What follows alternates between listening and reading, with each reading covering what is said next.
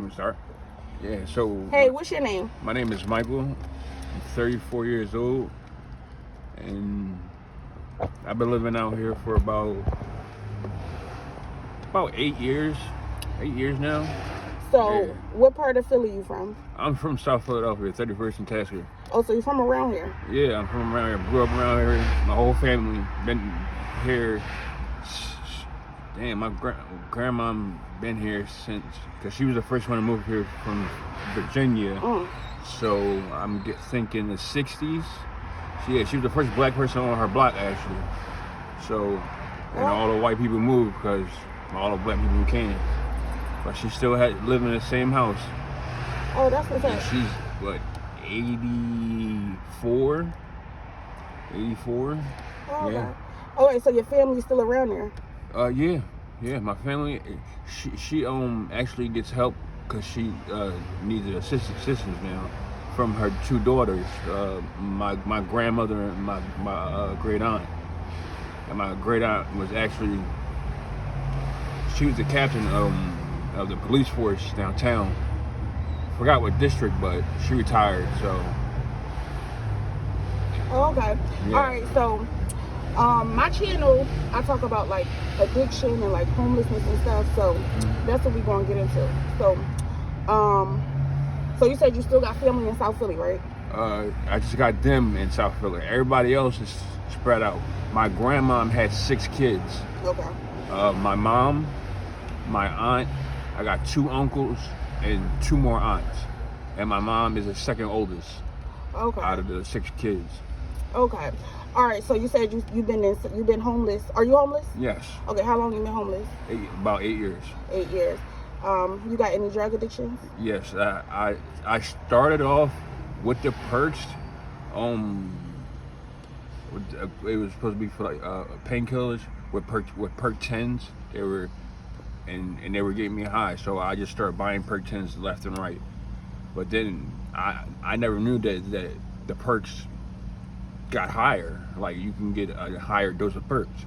So what I did was start buying perk 15s, and then I started crushing them up, snorting them, and then it just got out of hand. I started buying perk 30s and start crushing them up, snorting them, and every chance I get, I would buy a perk 30, but the perk 30 became too expensive. Like, no one wants to pay $25 for one pill or $30 for one pill. And I got introduced to dope, and I never, it's like a perk 30 on steroids. So, and it's cheaper, a lot cheaper. $5 from $30 is a lot. It's a different world. So I found myself down Kensington and just start running in the streets and doing what I can to get high. So nowadays I panhandle to get high. It's not even to get high, because if you stop doing it, you'll go through withdrawal. Sick, right. And the withdrawal it's not even a fentanyl that's doing it. It's horse tranquilizer. And, yeah, I hear that. And horse tranquilizer it's not for human consumption.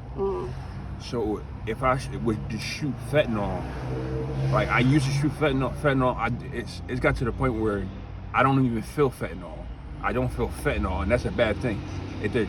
That's what you see. If you go down Kensington right now, and you see people's skin just disappear, and you can just see it, the meat and down to the bone. That's the tranquilizer. That it's not for human consumption, because it's supposed to come out of you. It's not supposed to just stay in you. It's supposed to come out, and it's need a place to exit. So if you got like a wound, it'll start exiting out of there, and it will eat your skin up and everything. So I'm surprised that it hasn't done it to me. I'm just the lucky ones. It's one of the lucky ones, I guess. So with the trank, they basically they mix it with the fentanyl. Yep. They're mixing it up. Okay, so I hear that a lot, like with the withdrawal and stuff like that. So basically, you just taking it. Well, a lot of people take it just so they don't gotta feel the effects of the of the sickness. Of the 'cause sickness. The sickness can be throwing up, the runs, diarrhea, and it can happen out of nowhere. You could start, and you could be driving and you'll go on yourself. It's like, it's almost like a seizure you'll have, but it's not a seizure because you're aware of everything was going on. But it's like it felt like you're being electrocuted when you drop down, but you're aware of everything that was going on, and that happens often when you're going through the withdrawal. So I heard they don't have like a protocol for the train. They don't.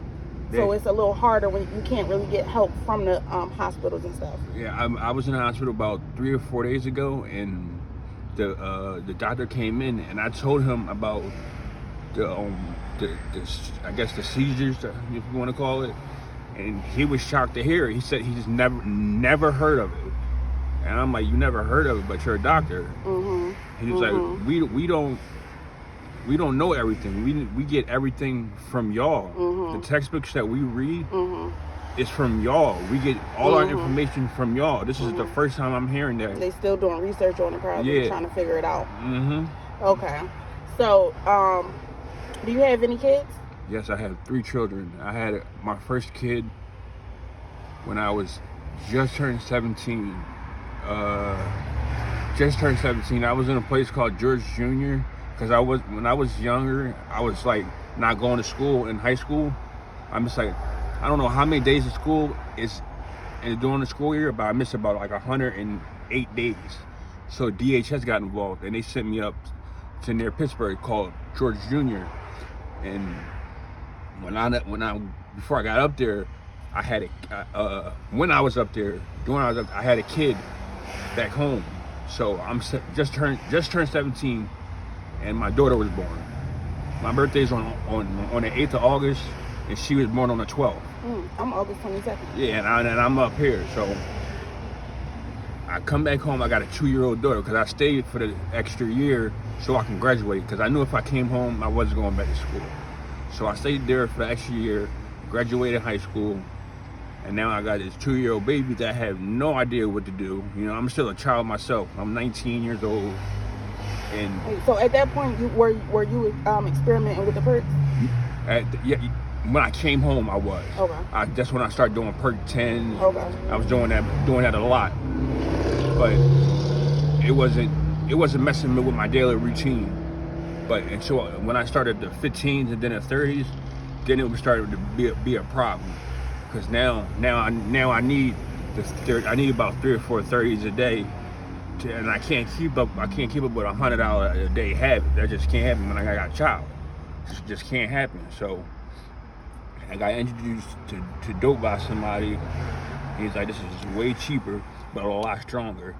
And boy, was he right. And it was all from there, huh? And it went all downhill from there. So is that the only drug that you addicted to right now? Yes, the only one. The Okay. only one I'm addicted You to. ever thought about going to rehab? I tried a couple rehab. I tried Fairmount rehab. I tried Eagleville, but it seemed like everybody there is just there for a check. And in Fairmount, it's like I'm okay with hearing people's stories, but they do 3 meetings a day for the whole time you're there. No one wants to sit in a 2-hour meeting 3 times a day every day. And so did it help like with your withdrawal, the rehab? Well, it all depends on when you did your last dose of dope. See, if I did dope right now, I would have to wait at least like 48 hours to, for them to give me like Suboxone or methadone. So I won't. You would have to be sick that whole time. I got to be sick the whole time. Or I'll go through precipitated withdrawal, and that's even worse. And for people that don't know what that is, tell them what precipitated withdrawal is. That's like a withdrawal on top of a withdrawal. Like it's bad. You do not take no subs if you just did dope. don't take no subs. It's gonna make it a lot worse. Like if you did any opioid, right? Any Yeah. opioid. Okay. Any opioid. Okay. Yep. So do you keep in contact with your kids? I haven't seen my kids. It's been about like 6 months, 7 months since I seen my. Oh, I didn't even talk about my two little. I have two more kids. I got two little kids, 8 and 9. But they don't know about this part of me. Well, as they shouldn't. But I haven't seen them in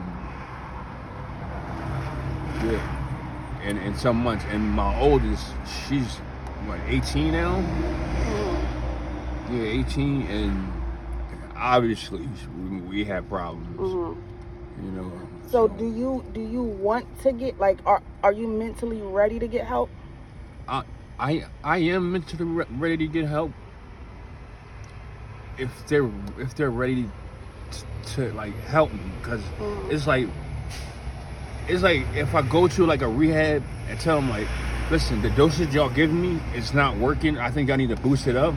They just think you want to get high, and that's not the case.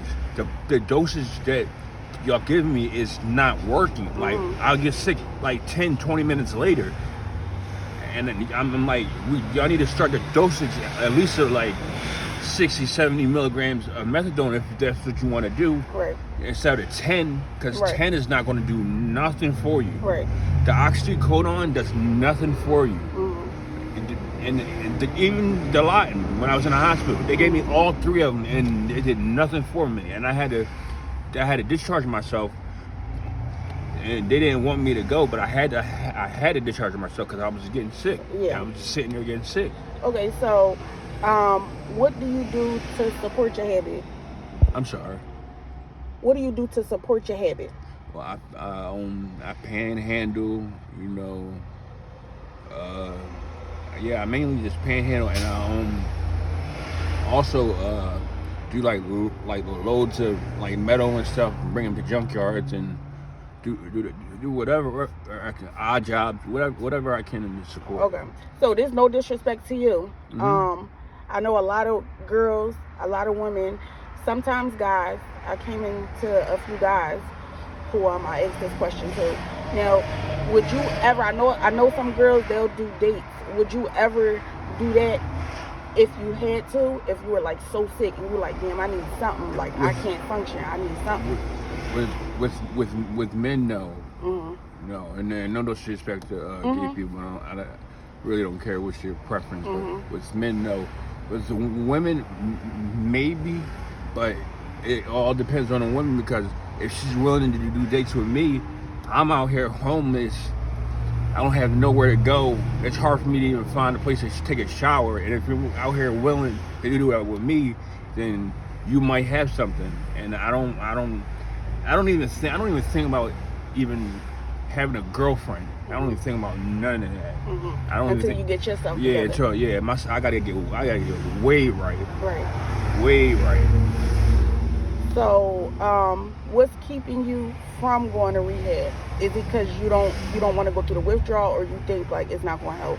I just don't think that the people that's operating the rehab, I just don't think they don't know enough.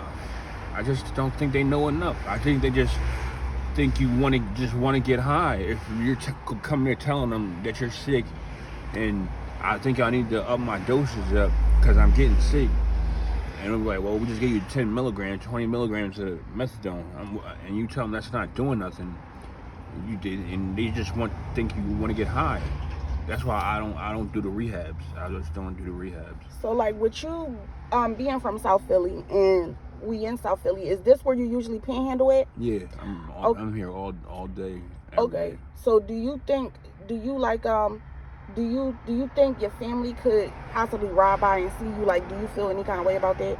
About them seeing you, or do they know your whole situation? That you're homeless? Most of my family know my situation. Do they try to help you? They do, but I don't like bringing it. I don't like bringing it, my mess, around my family. Right. Because it's already embarrassing, you know. So I try to keep away from my family. My mom still like she's definitely in my corner. She wants me to get off so bad, but it's like talking to a wall. Like I know she wants me to get off. She probably doesn't understand the addiction. No, she understands because she was addicted to Percocets about like 6-7 years ago. But now she's on subs now. She take 3 subs a day. Okay. She's so doing. okay. She understands the Percocet addiction, but not the because the withdrawal from the dope is different. Withdrawal from the Percocet. Okay. She don't understand the withdrawal, and I just try to keep my mess from Separate. my family. Okay. Until you're ready. Yeah. Okay. All right. Well, thank you so much for your time, Michael. I appreciate it. So I'll be seeing you around. All right. Thank you. All right. All right. Have a good night. All right.